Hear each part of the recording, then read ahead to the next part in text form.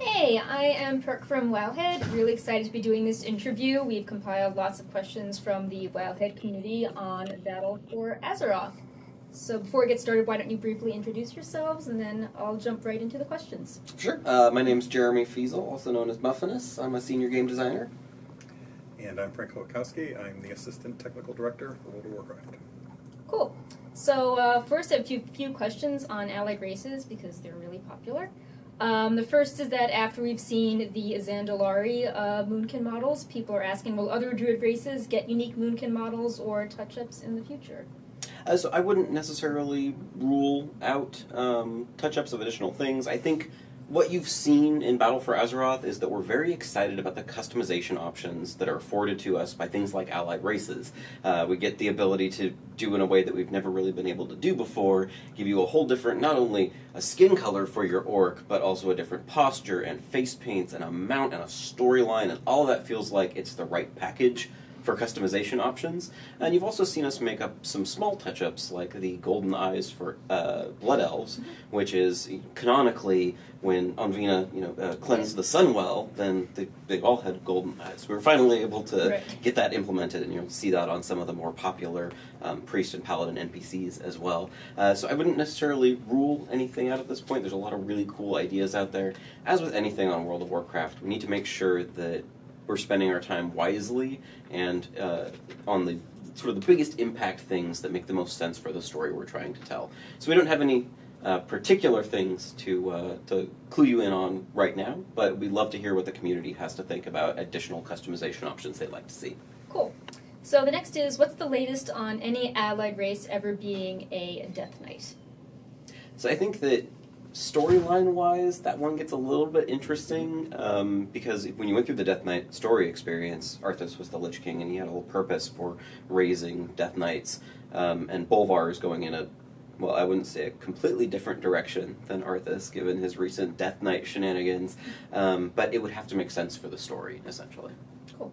And finally, how will the physical collector's edition handle the allied race pre-order event? Like, if you buy the box in really early on, do you can you access allied races, or does it have to be when Battle for Azeroth is activated?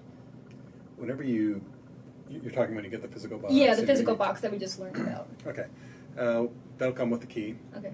Once you put that key in, you'll have access to all the content that you would have if you had pre-ordered Battle for Azeroth.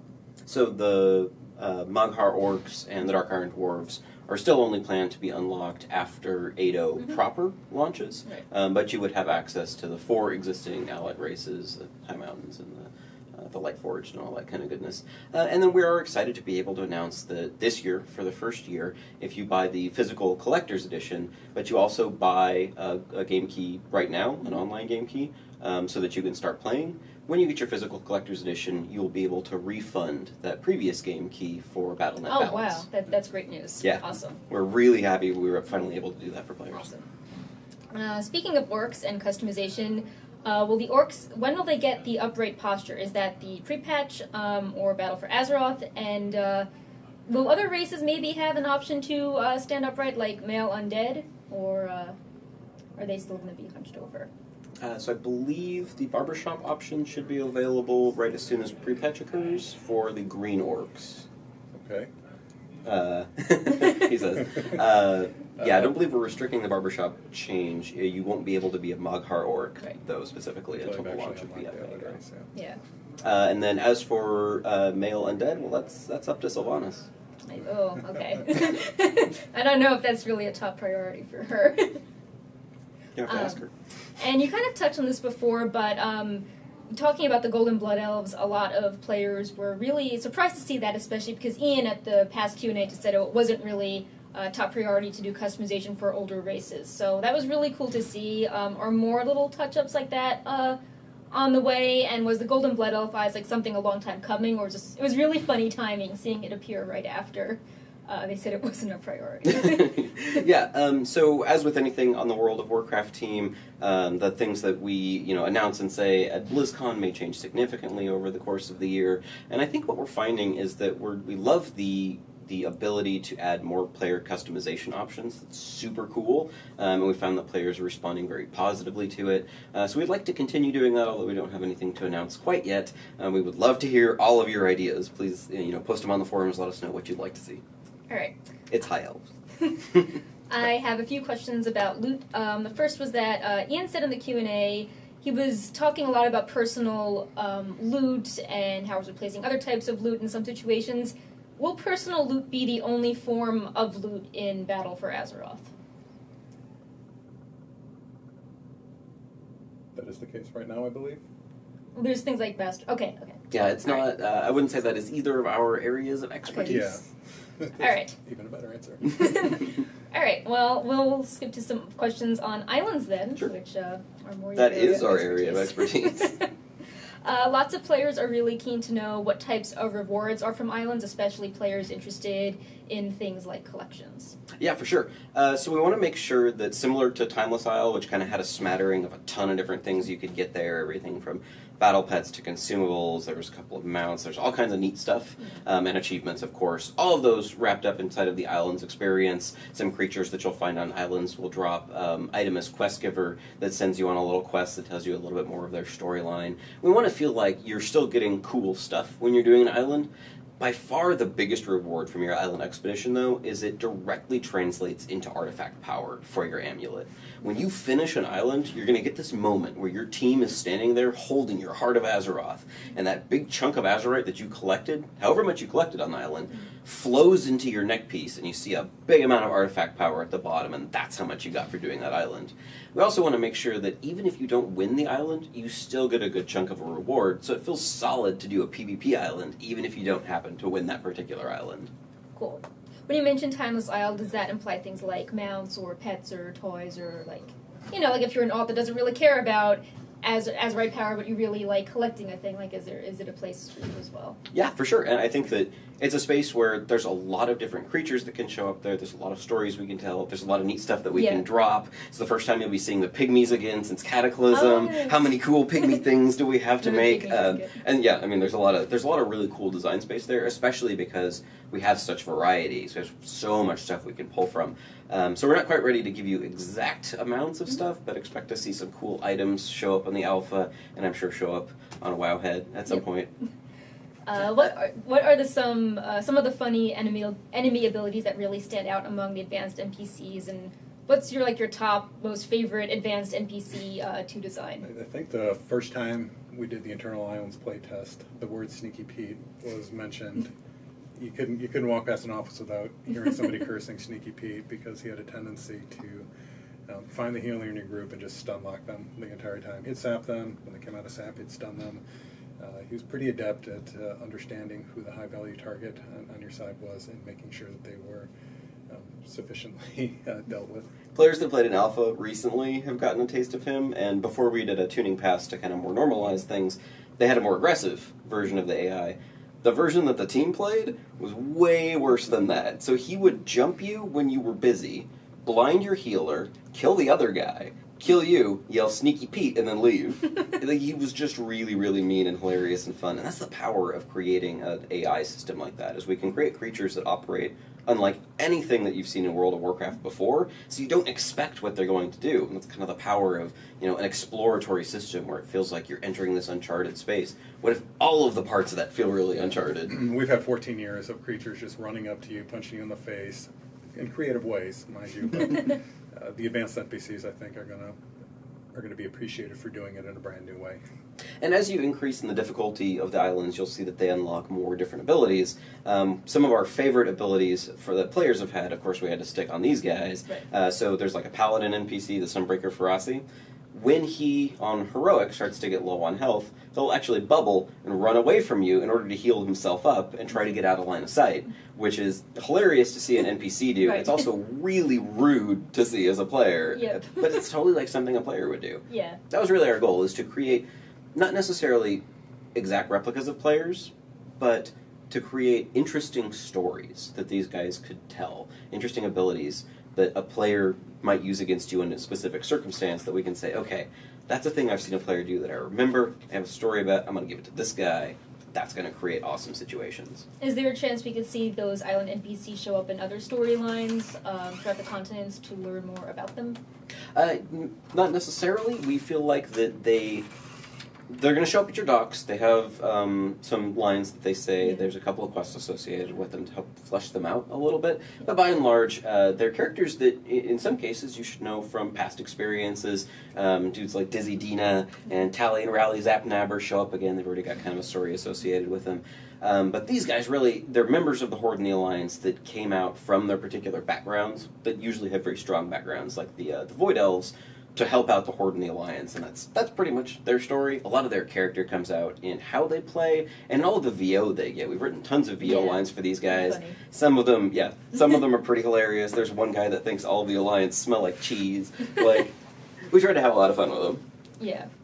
Will there be a competitive side to Islands with rankings because we have, difficulty levels like Mythic as well as PvP, so like, I don't know, stuff like leaderboards or, who did this the fastest and got the most Azerite or, something competitive races, stuff like that. So we definitely feel like Islands has the potential for, to be a great PvP feature from a lot of different directions. Even feedback we've gotten from the most hardcore Mythic raiders is, I would love to play this in PvP because it shows my mastery of PvE in a situation where I also get to mess with the other team. It's kind of like having a Mythic Dungeon Invitational, but you can jump over to the other side every once in a while and just wreck a dude or stun their healer so that they get hit by that big AoE and die.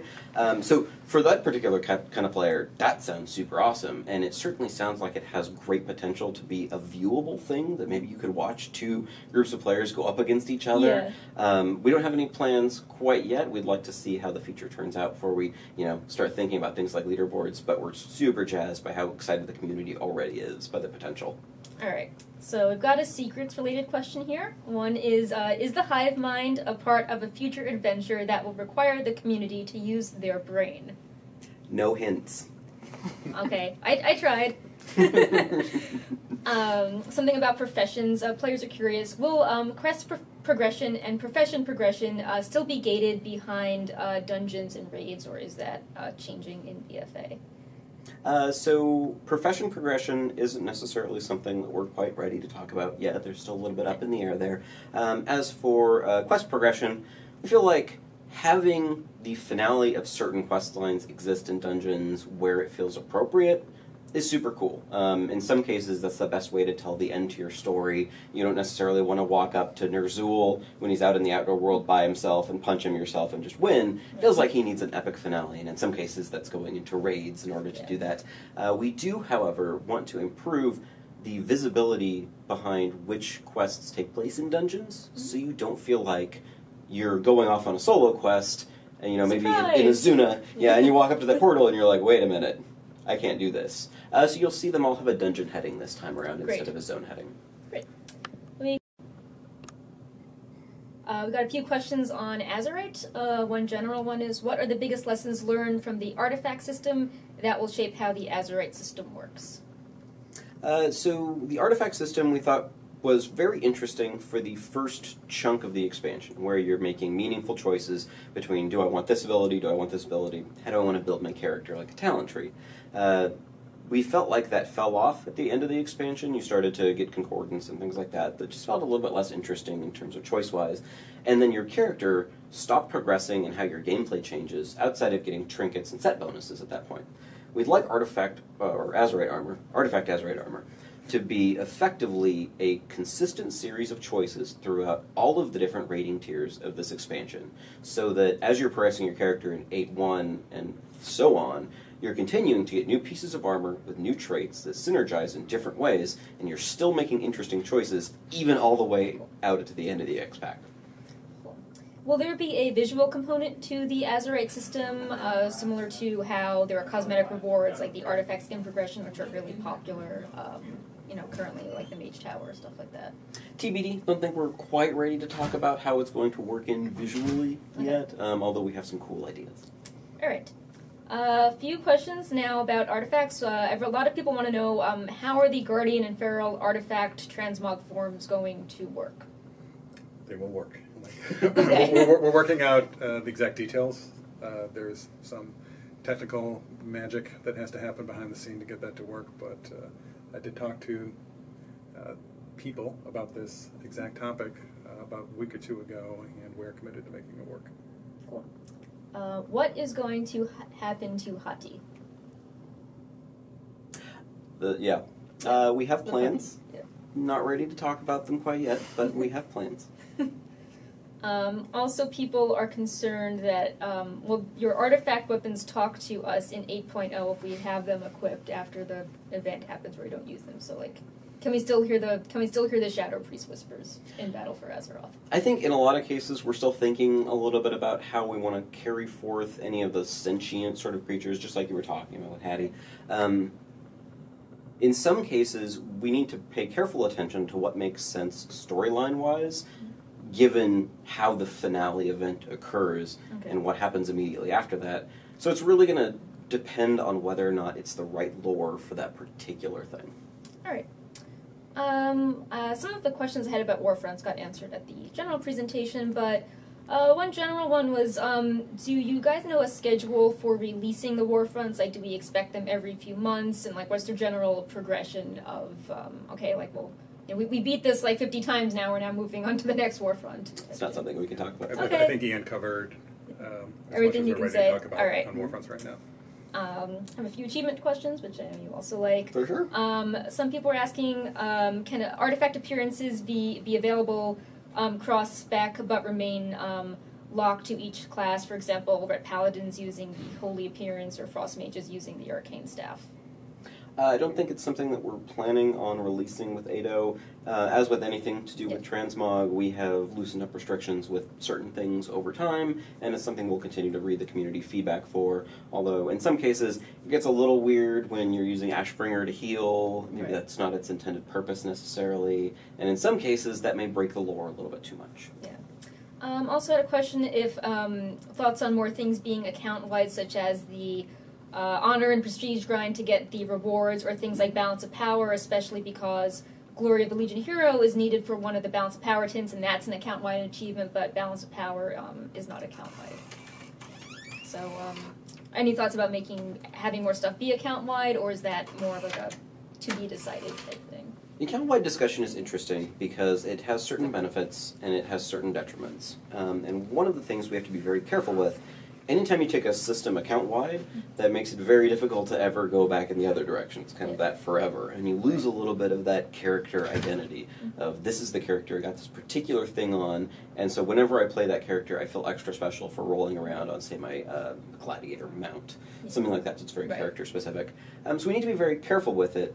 However, I think that we learned a lot of great things from Legion about what account-wide unlocks feel really good for players that make it easier to play your alts.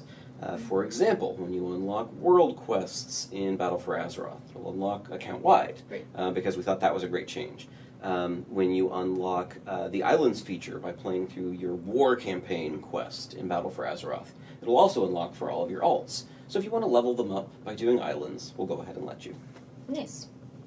I have a few UI questions. Will hunters get more stable slots? You keep adding more and more awesome and rare pets, but if someone likes to collect them all, they have no more space for even just ultra rare ones. Every time we start discussing whether or not we're going to do more stable slots, the discussion largely comes to, what do we want this system to be? Ultimately, is it a place to store individual pets, or should it be a little bit more of a collection game, similar to how the transmog system works? So it's not something that we're quite ready to talk about right now, but the discussions are in place for what is the best way to improve the system, and we definitely know that there is a problem there for some of those hunters. It's on our list. We're looking into it. All right. Another UI discussion that we heard a few times on Legion was that the auction house space UI did not really seem that sufficient for, player needs or things like having things stacked one by one. Are there more UI updates coming to the auction house in Battle for Azeroth? I don't know that we're the two best people to ask that. Yeah, okay. We recognize that that's a problem, although I'm not personally familiar with what changes we're making in the meantime to fix it. Okay. And finally, I've got a bunch of lore and story questions. Wowhead audience always likes broadcast text and speculating on quests. First one is, what would you say to those that have seen the possible information about Saurfang and Sylvanas, and fear that we could see a similar story as Mr. Pandaria. Oh, with the Garrosh and the... Yeah, or... Well, there's no big old god heart, so clearly she can't go bad. It's a very interesting story, and something that you just saw relatively recently was that when you pre-order, or when you buy the physical collector's edition, you get this two-sided storybook, right, that tells some awesome stories that lead up to the burning of Teldrassil. All of that is going to further explain the dynamic between Saurfang and Sylvanas, and really all of the leaders of the Alliance and the Horde, so I'm not going to spoil anything, but we're going pretty deep into these characters this expansion. Alright. We found some creepy ghost children in Drustvar. Is there anything sinister? There's even a ghost Pepe. Is there anything sinister buried below Baronel Cemetery in Drustvar? Drustvar is a little bit of a creepy place in general, I would say. So the storyline of the Drust people is that the people of Kultiris came in and essentially wiped them out. The Drust people got sent to the realm of the dead, where they were finally able, after things calmed down around Kultiris and the different ruling houses started the political intrigue against each other, they were finally able to contact Lady Waycrest and say, hey, we can give you power and control over this continent. You can be the richest of all the houses. You just have to do something for us. Slit your throat and take upon the dead into yourself and become a completely different creature, and that's when they started taking over. So, I don't know, does that sound sinister? Yeah. It seems kind of sinister. Sounds pretty bad. To me. Yeah. Drust group, a really fun group to write for. We got to do a lot of really creepy stuff there that we think is very cool. Cool. So with the dungeons coming out in the Dungeon Journal, there's a lot of hints that Borealis might be directly under attack, both in the dialogue and also how, the Horde have a special boss there. A lot of promotional materials are around, the war in the old zones and the Warfronts and, Teldrassil burning, but will we be attacking, major new cities like Borealis and actually fighting directly on the new continents as well? From a couple of different directions. One of them is the Siege of Borealis dungeon, which is in fact both an Alliance and a Horde dungeon, whether you're defending or you're taking a sneak attack in there, that we think is going to be really cool and a way for Horde players to get to see Kultiris. But also, both Alliance and Horde are going to be undergoing world quests on the opposing factions' continent. It's going to take you to their outposts and their cities to undergo war efforts to try to disrupt them, but also to get to see these really cool continents and spaces and maybe kill some of their NPCs while you're there. Cool. A lot of people are like, oh, so far I've only seen the Horde attacking. Will the Alliance eventually get to retaliate? Don't think we want to spoil that for you quite yet. Maybe it's in the book. We have exciting plans for where this war escalation is going to go. Alright. G'huun has been called a lot of things between the quest and the Dungeon Journal, everything from a blood god to an old god, so can you talk a little more about his backstory, and is he related to Hakar, who is also called a blood god? Gotcha. So he is unrelated to Hakar. G'huun is a creature, an aberration, an old god type creature, that exists in this Titan containment facility where they were essentially trying to figure out what makes old gods tick. So they were doing experiments on them. And as you can imagine, that leads to some really creepy and weird stuff. So I don't think we want to spoil necessarily exactly what G'huun is here, but he is the result of years of experiments where they could never figure out how to cure this sort of old god disease. Yep. And will there be story explaining how our order halls go from having a bunch of champions working together for us to now fighting each other in battle for Azeroth, or we just kind of abandon that like the garrison? Well, the order halls don't necessarily battle against each other in battle for Azeroth. It's right, but the Alliance and Horde champions are like, oh, we're on the Mage Hall and now we're on different sides and we don't like each other anymore. And that's where I think the bridging stories, the several weeks of pre-launch events, need to tell that escalation story where we break off from being the champions fighting against the Legion and we start looking at these small-scale escalations that build up to this all-out war where you're going to start with skirmishes in Darkshore, and that's going to end up with the burning of Teldrassil, which is going to lead to the assault on Lordaeron. That whole bridging storyline should help take you out of that space of being sort of the champion of a particular faction or the wielder of the Ashbringer, and instead, you're now a champion of the Alliance, or the Horde, I guess. Yeah. So I got a few silly questions just to wrap it up. The first is how the Worgen and Goblin update's coming along. Well, right now we're focused on allied races. Okay. That's our primary avenue to increase player options and choice for character creation. So no Worgen and Goblin on the immediate list. As with anything we do in World of Warcraft, there's only so many hours in the day. We feel like allied races is an awesome way to customize characters in a way we've never really let people customize themselves before. So the choice is always, where do we spend our art bucks? We are fully aware of the Worgen and the Goblin plight, and them definitely, wanting to be on the books, and it's definitely a thing that's on our list. So don't feel forgotten. Right. We'll get to everything eventually. We want to do everything. Speaking of potential allied races and some NPC races that might have some more attention being put into them, what are your thoughts on the Vulpera race? I think they're super adorable, personally, although, we can't really talk about any future allied races, although they're a lot of fun to do quests for. They have this quirky little, Desert Robin Hood kind of vibe that I think it's super neat. Any Pepe content updates in Battle for Azeroth?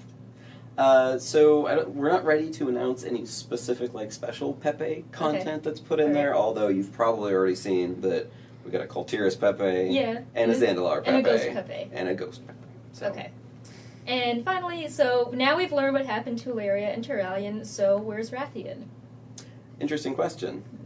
Have we seen the last of Wrathion? Or even more interesting, is he really one of the last Black Dragons? Ooh. There are islands that we have not been to, where dragonflights might be hiding out, and you may see some of them show up on island expeditions. Interesting. Well, I think that's a great way to wrap this up, and thank you so much for your time. No problem, thank you. Thank you.